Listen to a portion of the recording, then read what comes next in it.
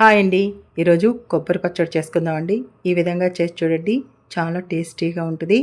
ముందుగా బాండీలో అంటే నూనె కూడా వేయకుండా ఒక స్పూను మినపప్పు, ఒక స్పూను శనగపప్పు, కొంచెం మెంతులు, ఎండుమిరపకాయలేసి వేయించి పక్కన పెట్టండి.